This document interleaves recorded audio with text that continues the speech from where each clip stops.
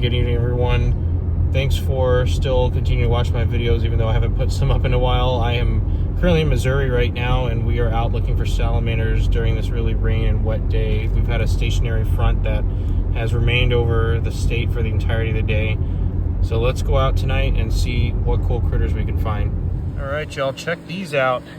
This is really cool, and this is a lifer for me. This is Ambystoma texanum, the smallmouth salamander. So there's another one down here. So this is related to the tiger salamander and the mole salamanders, all of that genus. So they lay their eggs pretty much around this time now, and then their larvae develop into, so it looks like similar to a tadpole. And then their life cycle repeats. They spend most of their life underground. Their genus, Ambystoma, means mole-like. So you can see they have these really cool little grayish silver speckled coloring. Go ahead and let these guys go where they're headed. Look at that. Dude, Isaiah and I are actually out of this little vernal area right here, dip netting to see what we can find. It's still a little bit too cold and early in here in Missouri to start really looking for a lot of the snakes, but there's still really cool critters to be found. So this is what we found. Our first critters that we found in this vernal pond are 3 central newts. So you can see that there's some sexual dimorphism going on here. So the ones with the big fan tails and kind of those thicker back legs are males, and then there's one female in there with a thinner body and or with a thinner tail and a thicker body because she's full of eggs. So newts are related to salamanders. One of the big differences is they just have dry, warty skin. But this is the little vernal area they're hanging out in. So basically all vernal means, or ephemeral means, is it's temporary. These ponds will fill up temporarily with water, and then they'll dry up during parts of the year, more particularly during the summer when it's drier. And I've caught multiple adult male and female central newts. We're pretty much having a field day at this pond. There's most likely other species that live here as far as salamanders are concerned. It's just too early in the year for the current range that we're in. The ones that you also see in here too, they actually will occasionally feed on tadpoles and frog egg masses. So they're also a predator to other amphibians here.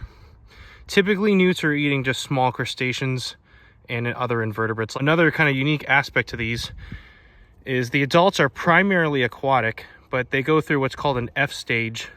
So they basically spend about a year or 2 or 3 on land, basically just living off of springtails and other small invertebrates, and they return back to the pond to breed in the winter and early spring. Just as I was mentioning you guys about these newts, this is a newt I just hand caught. I realized that he was hovering in these shallow areas because there's actually some egg masses all along here. And I was like, what do you think, buddy? It's like can I touch him? Yeah, of course you can touch. Just be gentle though. It's just like a kid, he's got to touch everything. Isaiah and I are out walking this kind of old structured brick wall area here.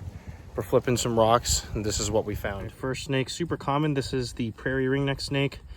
I have easily already found over 100 of these this year, and it's already been a few days of the herping season, because oftentimes you flip one of these rocks and there might be 6, 7, 8, 9 snakes underneath it. So I'm going to put it back under the rock. All right, here's our next snake. This is Nerodia cipodon, the northern water snake. This is a really common snake here in Missouri and most of the Ozarks. They're usually pretty nippy. As you can see, he's trying to nip me, but yeah, he was out basking. Pretty cool. All right, so you see Isaiah right there by some water. I just captured another northern water snake, and as I caught this one, there's another northern water snake basking in the grass right here. Let's grab him. Got him. That's a bigger one. Nice. All right, more and more of those guys.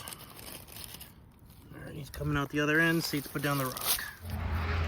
All right, here's like a field mouse with her babies right there.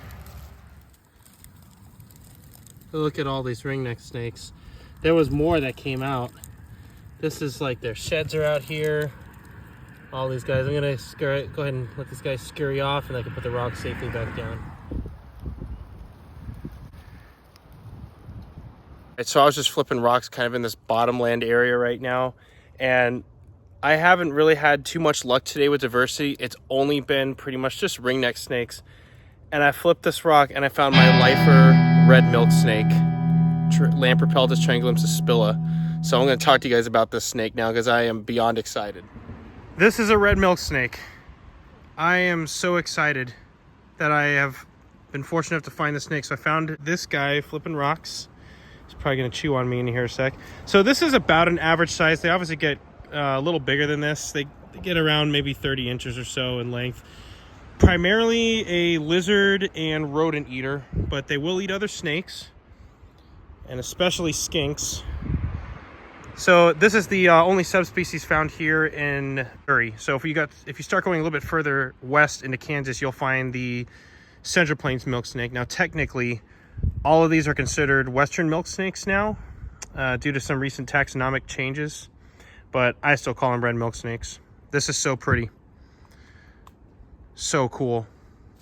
All right, as I was kind of walking this rock cut on the side of the road, I heard some rustling in the grass, and I just captured this Eastern yellow-bellied racer. So in the US, we have the Western and the Eastern yellow-bellied racer. So the range here in Missouri is the Eastern. So just like I grew up catching southern black racers in Florida, same genus. They kind of have most of the time they have this kind of olive top, and sometimes a dark brown to almost blackish top, and then this cool yellow belly. Racers are actually super underrated too. There's actually some really cool subspecies that are out there, especially some that are found in the kind of more Cajun area, like the buttermilk racer. But racers are actually really cool. They eat pretty much everything. They eat everything from insects, especially when they're young. They eat lizards, they eat other snakes, frogs, birds, rodents, pretty much everything. They're normally pretty ill-tempered, but he's actually chilled out. Looks like it's a male looking at that long tail it has. We're gonna go ahead and let this guy go back to where he was and onto some new stuff.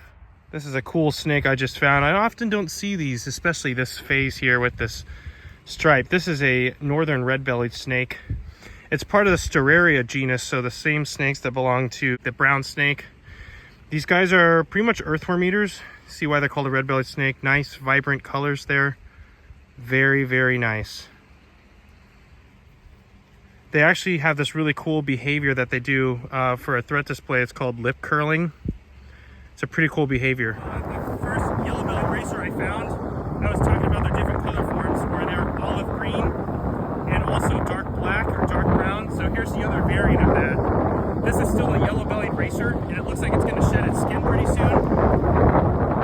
But pretty cool. They're usually, again, they're pretty ill-tempered. But looks like it's a female. Yeah, it's a female. She was pretty quick to chill out after we caught her. If you pick one of these up, you're probably going to get bitten, but I haven't got bit yet, so to speak. So we're going to go ahead and put her back in the rocks where she was headed.